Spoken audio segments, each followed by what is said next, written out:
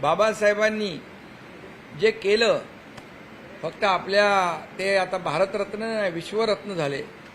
कारण बाबासाहेबांनी जाचक रूढी परंपरापासून आपल्या सर्वसामान्य माणसाला मुख्य प्रवाहात आणलंच.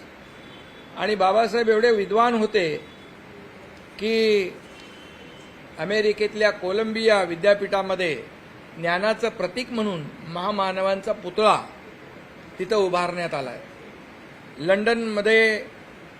लंडनच्या विद्यापीठातून त्यांनी इकॉनॉमिक्समध्ये MSc आणि डॉक्टर ऑफ सायन्स ही पदवी मिळाली आणि कोलंबियामधून त्यांना डॉक्टर ऑफ फिलॉसॉफी ही अशा अनेक पदव्या मिळाल्या. त्यामुळे भारतातला पहिला भारतीय विदेशात जाऊन शिक्षण घेतो आणि वेगवेगळ्या विविध पदव्या त्यांना मिळतात, हा खरं म्हणजे भारताचा गौरव आहे.